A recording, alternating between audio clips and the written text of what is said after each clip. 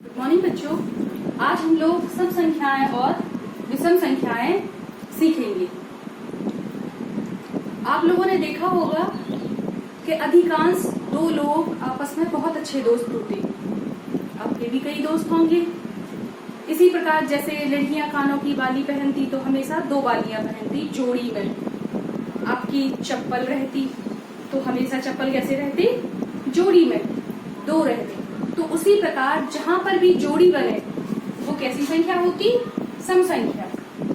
जैसे दो का जोड़ा बनाएंगे, एक दो, ये दो का एक जोड़ा बन गया तो दो कैसी संख्या हुई, सम संख्या हुई। उसी प्रकार कोई और संख्या ले लेते हैं। मान लीजिए मैंने 8 ले ली, तो अब 8 का कैसे पता चलेगा कि ये जोड़ियों में है या नहीं। तो सबसे पहले क्या करेंगे, 8 लाइनें खींच लेंगे। 8 लाइनें खींच ली। अब इनकी अपन लोग जोड़ियां बना के देखेंगे। इसकी एक जोड़ी बन गई, एक जोड़ी ये बन गई, ये बन गई, ये बन गई। तो ये संख्या कैसी संख्या हुई यार, सम संख्या। इसके बाद देखेंगे 4 को उसी प्रकार से करेंगे, 1 2 3 4। एक जोड़ी बना ली हमने और एक जोड़ी बना ली, तो 4 कैसी संख्या हुई, सम संख्या हुई। इसके बाद 6, 1 2 3 4 5 6 की जोड़ियां बनाएंगे, 6 की भी जोड़ियां बन जाएंगी। तो 6 कैसी संख्या हुई, सम संख्या हुई। तो हमें याद रखना है कि कोई भी संख्या यदि हमारे पास है तो लाइनें खींचेंगे और उसकी आपस में जोड़ियां बना के देखेंगे। यदि जोड़ियां बन जाती तो वो संख्या सम संख्या होगी, और यदि जोड़ियां नहीं बनती तो वो संख्या विषम संख्या होगी। जैसे 1 2 3, ये मैंने कितनी लाइनें खींची हैं, 3 लाइनें। तो 3 लाइनों की जोड़ियां बनाएंगे, एक ये जोड़ी बन गई, ओ ये बेचारा अकेला रह गया, तो ये 3 संख्या कैसी है, विषम संख्या। उसी प्रकार यदि मैंने 5 लिखा, 1 2 3 4 5, फिर से जोड़ियां बना के देखेंगे।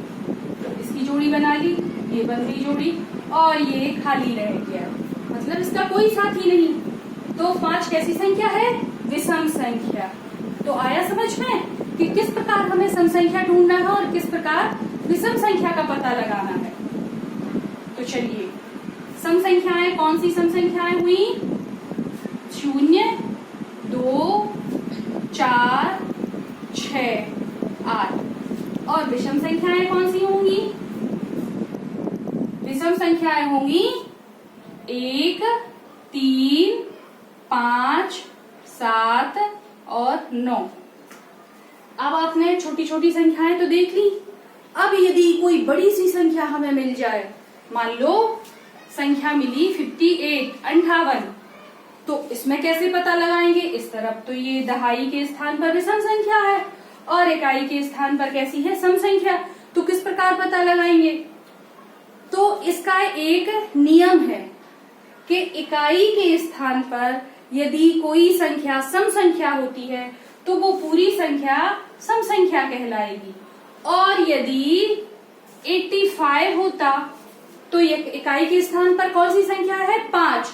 और 5 कैसी संख्या है, 5 है विषम संख्या। एक शेष बचा ना, तो ये पूरी संख्या क्या होगी, विषम संख्या होगी। और ये 58 कैसा हुआ, ये होगी सम संख्या। तो आया समझ में। चलिए, अब इसके बाद कोई और भी ज्यादा बड़ी संख्या लिख लेते हैं। कैसे लिखेंगे, 4 3 8, 438। ये कौन सी संख्या हुई, इसमें इकाई के स्थान पर कौन सी संख्या है, 8 है, तो ये पूरी संख्या सम संख्या हुई। इसमें इकाई के स्थान पर कौन सी संख्या है, 7, तो 7 कैसी संख्या है, विषम संख्या है, तो ये पूरी संख्या कैसी होगी, विषम संख्या होगी। तो अब आपके समझ में आ गया होगा कि सम संख्या कौन सी संख्या होती है और विषम संख्या कौन सी संख्या होती है। लेकिन फिर भी कुछ बच्चों में थोड़ा सा कंफ्यूजन रहता कि सम और विषम, पता तो रहता है कि जिनकी जोड़ी बन जाए तो ये संख्या होती, जिनकी जोड़ियां नहीं बने तो ये संख्या होती है। तो उसके लिए मेरे पास एक उपाय है। सम, सा और मा, सम में कितने अक्षर हैं? 2। सा और मा कितने अक्षर हैं? एक ये है, एक ये है, और इन दोनों की जोड़ी बन जाए तो जिनकी जोड़ियां बन जाएंगी वो सम संख्या होंगी। और विषम, विषम, विषम में कितने अक्षर हैं? 1 2 3। इसकी जोड़ी बन गई और इसकी जोड़ी नहीं बनी, तो जिसकी जोड़ियां नहीं बने तो वो विषम संख्या होगी, जिसकी जोड़ियां बन जाएं तो वो सम संख्या होगी। सम संख्याएं 0 2 4 6 8। किसी भी संख्या के इकाई के स्थान पर यदि 0 2 4 6 8 हो तो वो संख्या सम संख्या होगी, और किसी संख्या में इकाई के स्थान पर 1 3 5 7 9 हो तो वो कैसी संख्या होगी? विषम संख्या होगी। चलिए, इसका एक और उपाय है। कोई भी आपके पास बड़ी संख्या है तो कैसे पता लगाएं कि सम संख्या है या विषम संख्या? तो जिस संख्या में 2 का भाग पूरी तरह चला जाए, मतलब कुछ भी शेषफल ना बचे, तो वो पूरी संख्या सम संख्या होगी। और जिस संख्या में 2 का भाग देने पर पूरी तरह ना जाए या शेषफल बचे तो वो होती है विषम संख्या। जैसे मैंने यहाँ 12 लिखा, तो 2 का भाग देंगे, 2 छक्के 12, तो ये 0 बचा, 0 बचा, शेषफल नहीं बचा, तो ये 12 क्या है? हमारी सम संख्या है। और यदि मैंने लिखा होता 13, 2 से भाग देंगे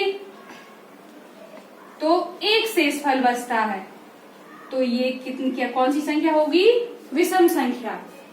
तो मेरे ख्याल से आप लोगों को सबको समझ में आ गया होगा सम संख्याएं और विषम संख्याएं कौन कौन सी होती। ठीक है, तो अगली वीडियो में मैं इसी से रिलेटेड कुछ और बताऊंगी। ओके।